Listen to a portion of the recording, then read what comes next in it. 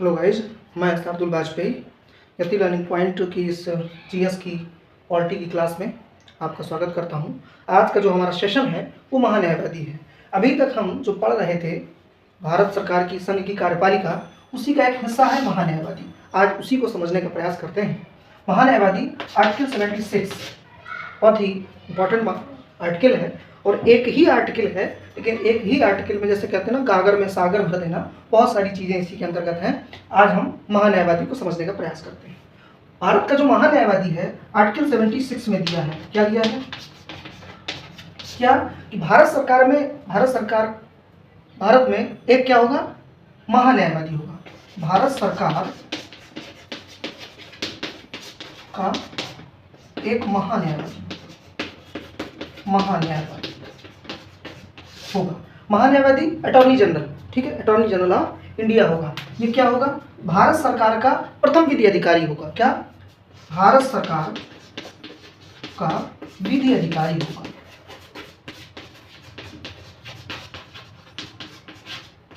ठीक है, और भारत सरकार का प्रथम विधि अधिकारी।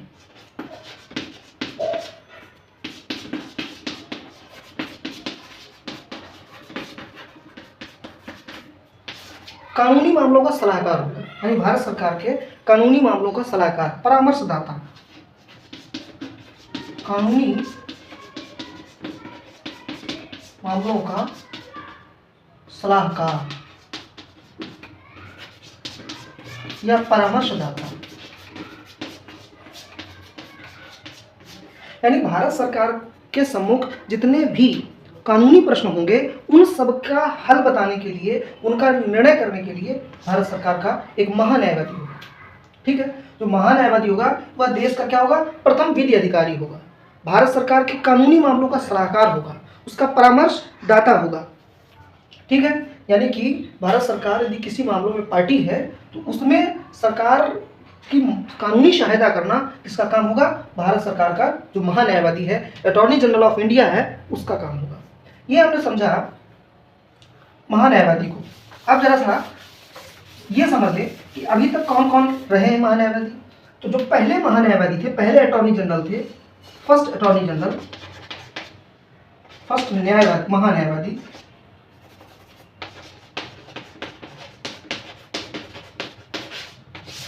वो थे MC सीतलवाल। 13 वर्षों तक रहे। और जो 16वें, जो करंट में वर्तमान है, 16वें महान्यायवादी हैं R वेंकटरमण। ठीक है, R वेंकटरमण। ये हमने समझा। तो बहुत सारे एग्जाम्स में यही पूछा जाता है कि भारत सरकार का प्रथम विधि अधिकारी कौन होता है? महान्यायवादी होता है। भारत सरकार का कानूनी मामलों का सलाहकार कौन होता है? महान्यायवादी होता है। ठीक है, अब बात करें हम इसकी योग्यता की। योग्यता, हमारे संविधान में योग्यताओं के विषय में कहा गया कि भारत के जो महान्यायवादी होगा, अटॉर्नी जनरल ऑफ इंडिया होगा, उसकी जो योग्यताएं होंगी वह सुप्रीम कोर्ट के जज की नियुक्ति के लिए जो होनी चाहिए वही इसमें होगी। ठीक है, तो आइए हम समझते हैं आर्टिकल 124 124 में सुप्रीम कोर्ट के न्यायाधीश बनने के लिए जो योग्यताएं होनी चाहिए उनको बताता है। क्या? कि 10 वर्षों तक सुप्रीम कोर्ट अथवा हाई कोर्ट्स में वकालत कर चुका हूं।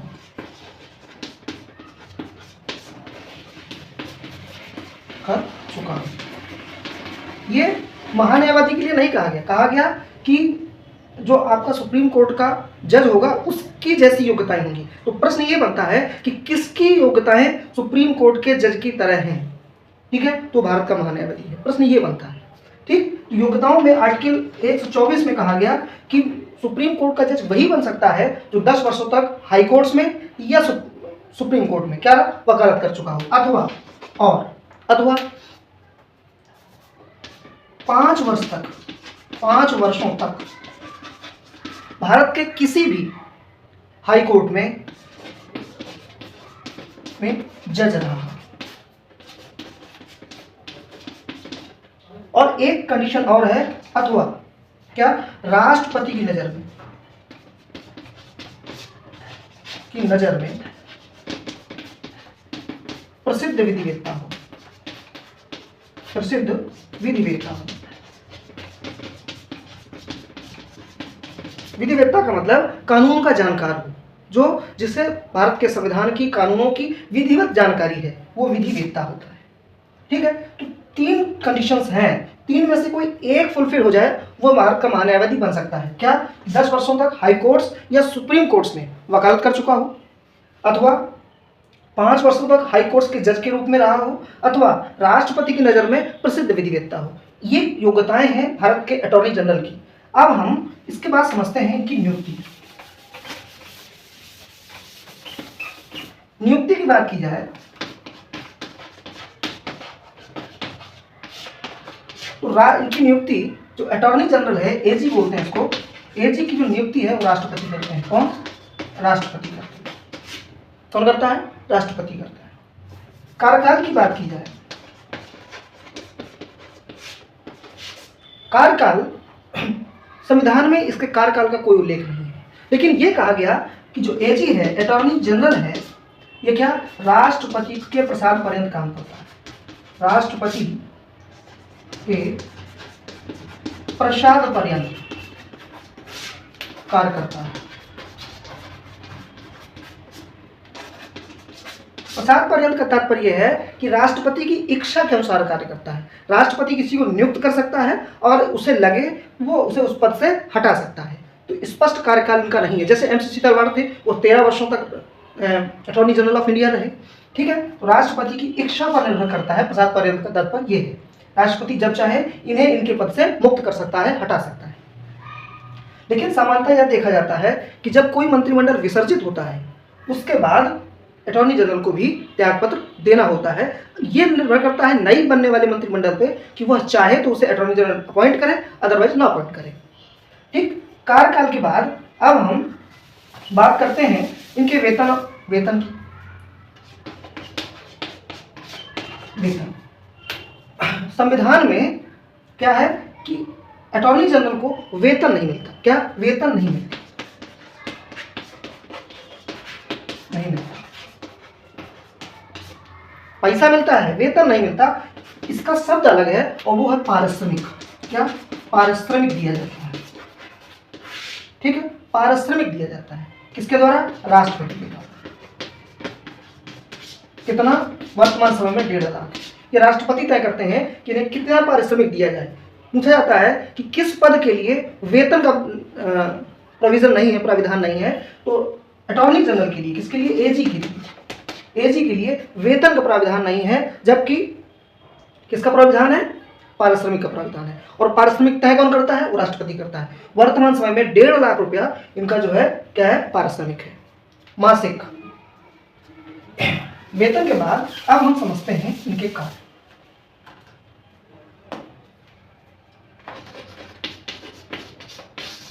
कार्य को समझिए। कार्य में सबसे पहली चीज है कि भारत सरकार का प्रथम विधि अधिकारी। क्या? भारत सरकार का प्रथम विधि अधिकारी।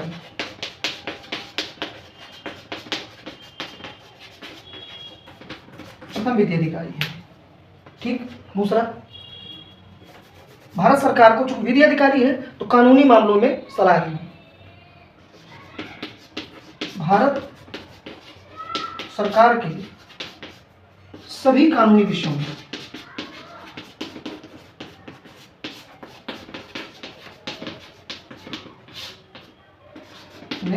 सलाह दी। ठीक है, प्रश्न बनता है कि भारत सरकार के कानूनी विषयों में सलाह कौन देता है? अटॉर्नी जनरल देता है। कौन देता है? अटॉर्नी जनरल देता है। अगला क्या कार्य है? भारत राज्य क्षेत्र के अंतर्गत, भारत राज्य क्षेत्र के अंतर्गत सभी न्यायालयों में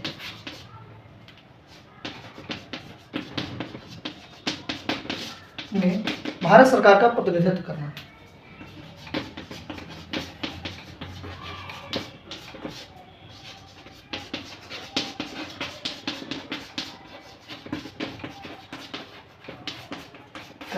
यानी कि जिन मामलों में भारत सरकार पार्टी हो, चाहे वो सुप्रीम कोर्ट हो, हाई कोर्ट हो या लोअर कोर्ट हो, कहीं पर भी यदि भारत सरकार पार्टी है तो भारत सरकार का प्रतिनिधित्व कौन करेगा? अटॉर्नी जनरल करेगा। और भारत सरकार का पक्ष कौन रखेगा? अटॉर्नी जनरल रखेगा। ठीक है, तो इसके कार्य ये हैं कि भारत सरकार का प्रथम विधि अधिकारी होना, भारत सरकार के सभी कानूनी विषयों में सलाह देना होता है। ठीक है, भारत राज्य क्षेत्र के अंतर्गत सभी न्यायालयों में भाग लेगा भारत सरकार की तरफ से। जैसे आर्टिकल 143 के तहत, 143 के तहत जब राष्ट्रपति किसी मामले में सुप्रीम कोर्ट से सलाह मांगते हैं, क्या मांगते हैं? परामर्श मांगते हैं। उस समय सरकार का प्रतिनिधित्व करने के लिए अटॉर्नी जनरल ही सुप्रीम कोर्ट के सम्मुख प्रस्तुत होता है। ठीक, ये हमने इसके कार्य को समझा। अब हम थोड़ा सा समझते हैं अधिकार। इसके अधिकार मंत्रियों के जैसे हैं। कल हमने मंत्रियों के बारे में पढ़ा था, तो अधिकार को जब समझें, अधिकार आर्टिकल 88 में अधिकार की बात बताया गया है। कैसा? कि संसद के किसी सदन की कार्यवाही में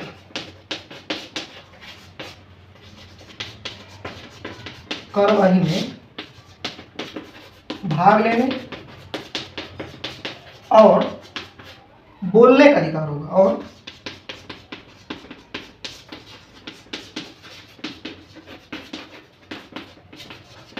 अधिकार होगा। ठीक है, यानी कि संसद का कोई भी सदन हो, चाहे लोकसभा हो या राज्यसभा हो, दोनों सदनों में इसकी कार्रवाइयों में भाग ले सकता है। और क्या कर सकता है? भाग ले सकता है। वहां पर भारत सरकार की अपनी बात कह सकता है। जैसे प्रश्न ये बनता है कि जैसे राज्यसभा का जो सभापति होता है वो सदस्य नहीं होता, क्या? सदस्य नहीं होता, और लेकिन कार्रवाई में भाग लेता है। उसी तरह जो अटॉर्नी जनरल है, एजी है, ये क्या? संसद के किसी सदन का हिस्सा नहीं होता, लेकिन उसकी कार्रवाई में, उनकी जो प्रोसीडिंग्स है उसमें भाग ले सकता है, अपनी बात रख सकता है। ये विशेष अधिकार है। लेकिन कार्रवाई में तो भाग ले सकता है, बोल सकता है, लेकिन मतदान के दौरान मत नहीं दे सकता। क्या? मत नहीं दे सकता। इसी की तरह कैबिनेट की बैठक में भाग ले सकता है। कैबिनेट की बैठक में भाग ले सकता है,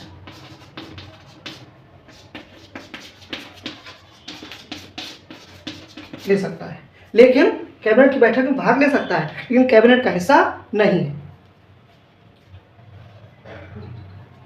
ठीक, ये हमने इनके अधिकारों को समझ लिया। इसके बाद अब हम, चूंकि भारत सरकार का प्रथम विधि अधिकारी है, भारत सरकार को सभी न्यायालयों में रिप्रेजेंट करता है, ऐसी स्थिति में इस पर कुछ पाबंदियां हैं, उनको जरा समझें। अटॉर्नी जनरल पर कुछ पाबंदियां हैं। पाबंदी नंबर 1 कि जिस मामले में, किसी भी मामले में यदि भारत सरकार पार्टी है तो भारत सरकार के विरुद्ध किसी भी न्यायालय में प्रस्तुत नहीं हो सकता। भारत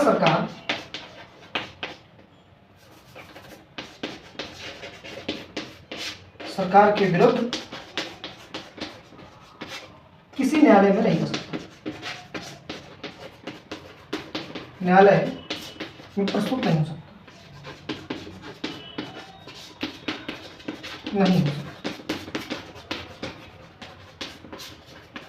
ठीक है, यानी भारत सरकार जिस मामले में, चाहे हाई कोर्ट हो, सुप्रीम कोर्ट हो या लोअर कोर्ट हो, किसी भी न्यायालय में यदि भारत सरकार पार्टी है तो ऐसी स्थिति में अटॉर्नी जनरल जो होता है, क्या? एजी होता है, जो अटॉर्नी जनरल होता है, वह भारत सरकार के खिलाफ नहीं जा सकता, भारत सरकार के विरुद्ध मुकदमा नहीं ले सकता। नंबर 1। नंबर 2 की बात करें तो ये प्राइवेट केस लड़ सकता है, निजी केस लड़ सकता है, मनाही नहीं है, तो निजी केस लड़ सकता है।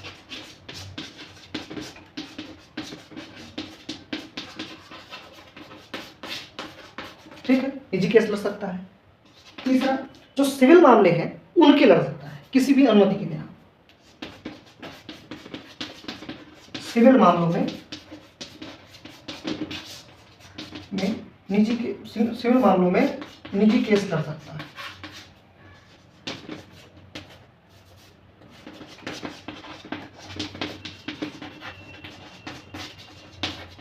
परंतु जो फौजदारी के मामले हैं, यानी क्रिमिनल केसेस हैं, उनमें राष्ट्रपति की अनुमति लेनी पड़ेगी और उसके बाद ही यह कहीं पर मुकदमा लड़ सकता है। इस तरह से हमने अटॉर्नी जनरल को समझ लिया है। ठीक है, थैंक यू सो मच। यदि ये वीडियो आपको अच्छा लगे तो लाइक करें, शेयर करें, कमेंट्स करें। Thank you so much.